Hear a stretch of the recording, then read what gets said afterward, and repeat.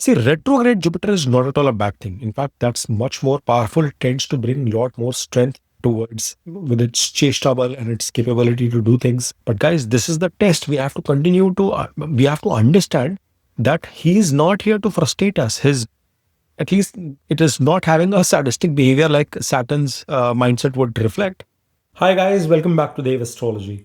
Today we are going to be doing the December monthly reading, and you can watch this reading both from moon sign as well as from your lagna, ascendant or rising perspective, because a lot of you keep on posing this question, and I repeat, there cannot be separate predictions coming in for different rising or moon sign. You have to evaluate it from both angles. So say if you are an Aries moon but a Pisces rising, I recommend you to please check out both videos. Now without further ado, let's quickly look into the important dates which are going to be coming into picture for the course of this month.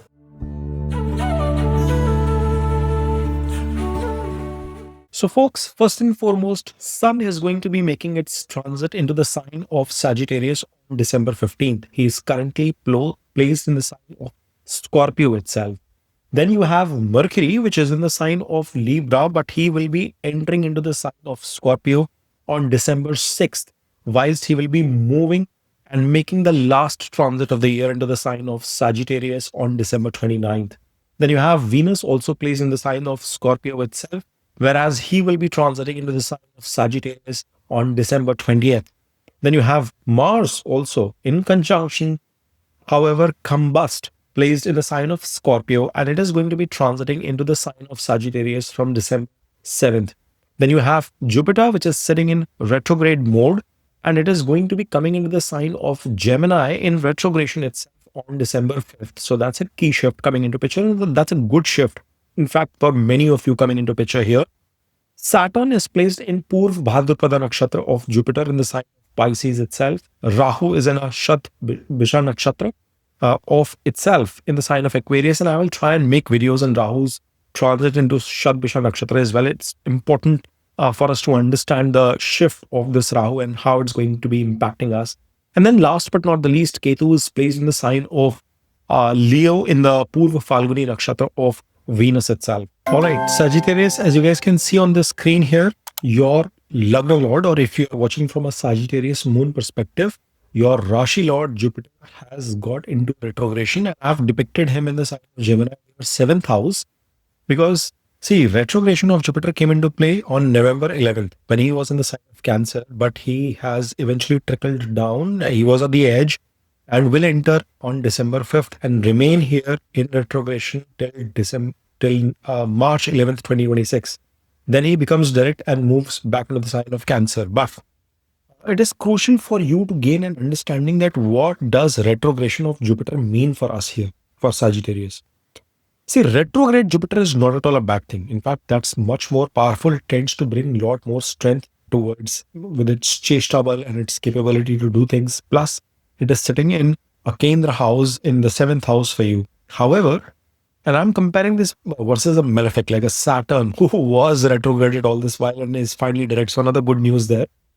But retrogression of a planet when it occurs in its point of exaltation, that becomes tricky because now it tends to lose its utmost strength, if I may say. It doesn't act debilitated, but Shubhita loss is what is written in the text. So it tends to become tad bit less benefic in nature, coming in retrogression from its point of exaltation. See, it reached the peak and then it turned its face. So it's not accepting what the good thing was coming in. And then it has become all the more aggressive and powerful to come back and finish off the activities from a Gemini sign perspective. Now, this shift of retrogression of Jupiter will mean that being the loving Lord, the first Lord, Rashi Lord for you, there is going to be a sense of repetition which is going to come into play. Things are not going to happen in one go. It will involve a repeated set of actions. It will mean that any kind of health related issues, career related issues, your progeny related matters, your overall abundance, financial related issues, they will require multiple attempts before things can fall in place for you and can become a tad bit frustrating as well from that perspective. Then he's the lord of your 4th house too. So lack of mental peace, emotional peace, disturbance in mother's health, heart related matters come in as concerns for you. Generally, it is seen from liver, intestine, all that perspective, but fourth house is denoting that. So we've got to keep that in mind as well, guys. When you are learning something, studying something, things are not getting grasped in one go. You're struggling with that as well. That kind of problem. You have to repeatedly study and gain that knowledge. That is your fourth house. From your property related matters, your asset related matters, some issue comes, some taxation problem comes into picture. Loan approval is not happening the way you desire. And then you have to do the paperwork again, put a repeated amount of effort in doing that. And that can become frustrating. And therefore, because he is your Rashi Lord, Love Lord, this retrogression will become crucial for you. He is giving an aspect back into your first house, into the sign of Sagittarius as well with this retrogression. And therefore, you could feel a tad bit drained. You could feel that your energy is getting wasted in multiple attempts. But guys, this is the test. We have to continue to, we have to understand that he is not here to frustrate us. His At least it is not having a sadistic behavior like Saturn's mindset would reflect. But Jupiter's intent is that you've got to polish yourself, you've got to perfect yourself, you've got to find a way to do things in the right fashion. And I'm going to, bring to your face the issues that you've not probably dealt in the right fashion, in the right manner. And for Sagittarius, Pisces, for both of you guys, it becomes absolutely critical. For Pisces, as I had recorded earlier, it's impacting their karma. For you, it is impacting your emotional space of mind, your assets, your mental peace, your satisfaction, your happiness in general. It, you would be happy, but it's like you are trying too hard to achieve that. I hope you get the drift of the message that I'm trying to give. So please don't consider it to be a debilitated one. Unlike what some one of or two of you had put in the comments in the other way that some other channel, please don't go in that direction. Now, Jupiter is also giving an aspect towards your 11th, 3rd, and the Lagna in the first house itself. So I mentioned that you will feel a degree of drain in you, but the third house aspect, again a retrograded one, is giving an indication that somewhere the frustration buildup could be such that you might want to feel like dropping the ball, like giving up. I'm done and dusted. And that is exactly the bit that you will have to fight against. That is the emotion that you will have to challenge yourself throughout. He's giving a retrograded aspect towards the 11th. The gains, the targets, the objectives that you've been chasing, that you've been putting all your effort all this while for, suddenly you feel that there is more work required. Like the light is not at the end of the tunnel, or the end of the tunnel is not close to me. It's still far away. It's distant. And that is where, that frustration that I'm talking about, that build up I'm talking about, Sagittarius, we all will have to go through it. Okay. It's not just you. But because it is your Lord, your Rashi Lord, it is all the more crucial for you to understand. And I've spared more time for you to give a perspective on that front. Okay. Now, as you move further, that Saturn, the other planet that was retrograded all this while, has finally become direct in your fourth house. Okay. And he is the Lord of your second and third. And this is where that whilst some challenges remain, Saturn could have given absolute agony to some of you. I distinctly know that people who have Saturn retrograded, they've commented that I did not face it. But if you have it in direct, you will, or you would have faced a lot of agony. Again, I've done a video on Sadesati as well, where I've talked about the strengths of Saturn. So that retrogression and direct thing also you can understand. Even if you're not going through Sadesati, you can get a perspective from that video. I released it literally 5-6 days back. So that, of course, has to be analyzed. And this is transitory reading I'm doing. It's not your natal chart analysis. But this Saturn at least will now be much more positive when compared to its previous state.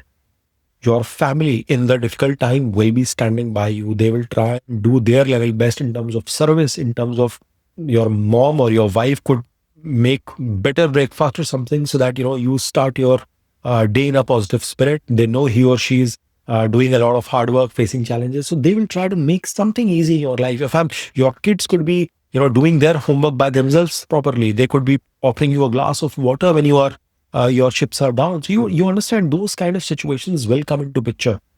At the same time, you will also be putting in good amount of effort. See, there Jupiter is whilst it's giving an indication that I want to give up, but Saturn will force you. He's the third lord of the fourth house. So he will force you that even if you are at home, you might not be at a complete peace because you might have to finish certain chores. There is so much of rework coming in. You might bring work to home. If you are working from home, your boundaries will fade away. You will have no understanding of the positive and the negatives of it. Now, Saturn in the fourth is again not a great situation to be in. But since he's become direct, it's a much better scenario than what we were facing 140, 150 days back. Now, once you look at the aspects of the Saturn, he's giving an aspect towards your sixth house. And your sixth Lord Venus is sitting in the sign of Scorpio for the first 20 days, and later we move into the sign of Sagittarius in your first house itself. But he is also giving an aspect back to the own house. So there will be obstacles at your workplace on your daily regimen basis, in your day-to-day schedule, on the activities that you want to do. But the good part is now it will not be detrimental. You will still have the courage, the strength, the willpower to overcome those problems, and you will be smart. At least for the first 20 days, there is a good, short, strong Shatruhanta Yoga which is coming into picture in your chart. So that is additional support from Saturn. However, he will test you on your merits of your karma. And there will be a sense of challenge, a sense of monkey on your back, a fear on top of your mind, something that keeps on weighing you down because of its aspect to the first house itself.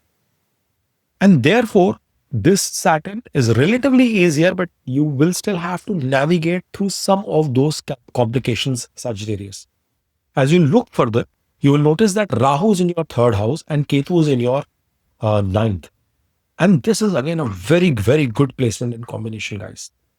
Because now Rahu is getting into Shadbisha Nakshatra, and somewhere or the other, your ability to communicate your thought process, especially in a professional setting, in oral or written communication, your aura of carrying that courage. Yes, there are multiple attempts coming in. Yes, things are not working out in first go. Yes, there are challenges. Yet I will take the bull by its horn. That sort of a mindset is being given by Rahu. Rahu literally works like Lakshmi, as they say, in the third house.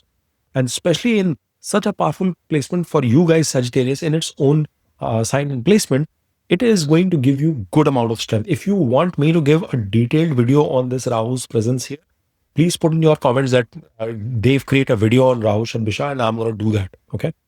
Now, Rahu is also giving an aspect towards your 7th house, 9th house, and 11th house. 9th house will touch in a bit, but see, 11th house, that desire to chase the goals, chase the ambitions, the whatever targets that you've been aspiring for, whatever desires that you have deep down within it, Rahu is only going to put more fire to that fuel.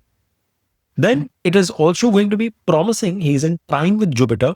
Expansionist energies of Jupiter are still going to be intact there. And, for people who are running their own businesses, for people who are in relationships, partnerships of some sort, there is going to be a positive growth. Yes, more effort will be required, but growth will be coupled with it. You are going to find success. So this could mean that your relationship with your spouse, with your partner is improving, your business prospects are improving. Your partner in itself might get some sort of a role elevation, new job opportunity, new career growth, designation growth, something of that sort. So at least eventually it is going to reflect for you and your family. Some positivity is coming in from that angle, or it could act as a motivator and further push you to put in more efforts. Those kind of situations are being promised with this Rahu, whilst Ketu is in the ninth. So if you are keeping yourself too distant with your seniors, your superiors, your bosses, your gurus, your teachers, your mentors, your father, your elderly figure, I would recommend that find instead an alternative where you are distant, honest, or you are challenging, you are questioning your thought process, but you are still trying to align towards a vision. If you do that, or if you bring in certain elements of religion, spirituality within you, and that is why I said purpose, then you are going to find that this Rahu and Ketu combination is working extraordinarily. I'm just teaching you how to balance the energies, guys. But on the other side of the spectrum, if you get too swayed by this Ketu can be harmful in terms of all of these relationships. It could bring in challenges, relocation from your current place, unwanted relocation could come into picture. Again, more of slogging coming your way. So those kind of difficulties can also be seen. Now, this Ketu is giving an aspect towards your fifth, towards your Lagna, towards your third. So yes, you could enjoy some bit of isolation. You could enjoy some bit of me time, and it is not a bad thing as long as you are getting that aspect of Jupiter. You are meditating, you are regenerating, you are calming you down, you are having a peaceful night out to listen to music, to charge you up again. watching that show of Game of Thrones or Friends with your wife, to regenerate, to disassociate yourself from all the heck and the hassles that are going on in the life.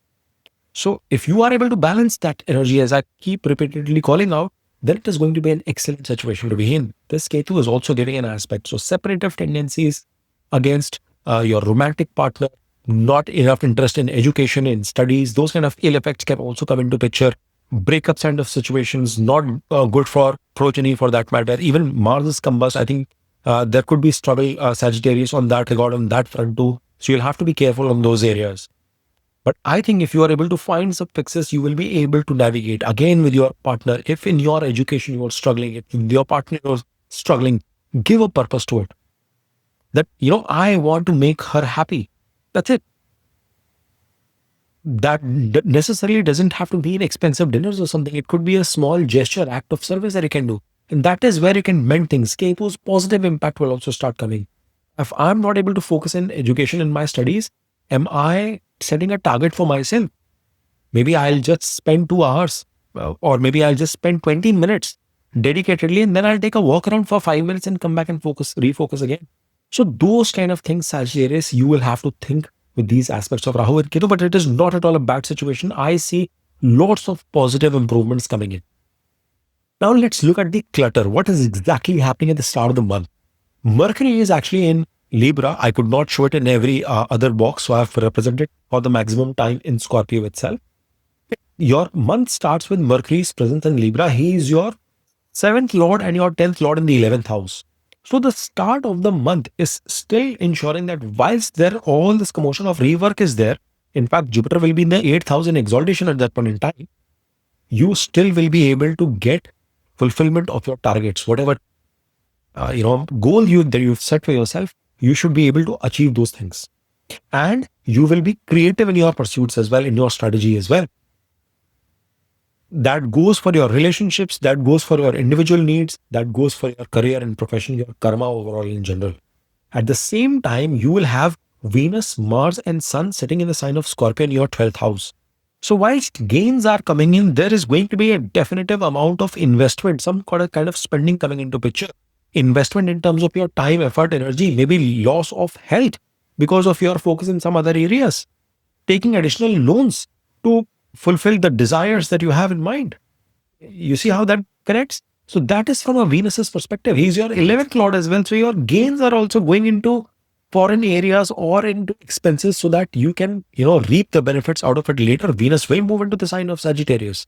So you can reap the benefits out of it later. So as long as it's a thought through plan. And there is a high probability you will choose the right path because the first 2 weeks, your 9th lord Sun is at least sitting in conjunction with your 11th lord and with your 5th lord. So you see the 2 trine lords and the 11th lord, material gains, etc., and things working out for you. The luck is giving a decent promise. But at the same time, it can also show a fallout with a boss, with your superiors, elders, something not working out. It can also give a probability of you taking a pilgrimage, a long distance journey to regenerate yourself. Saturn is in the 4th. So there is a very strong chance that, a place that you've already visited before, not necessarily a new place.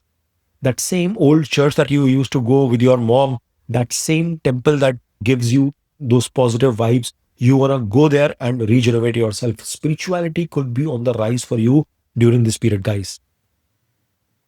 Thinking about others, that could be on your mindset. Mars is sitting, after all, in its own sign, being the lord of the 5th house. He is a Yoga Karaka planet along with Sun for you. So he is going to give you that inclination. Right after the first week, Mars is going to come into your first house. So expenditures become prominent, or your collaboration in the foreign circles, your involvement, your energy getting drained into whatever you want to achieve could also become prominent. You could get busier with this shift.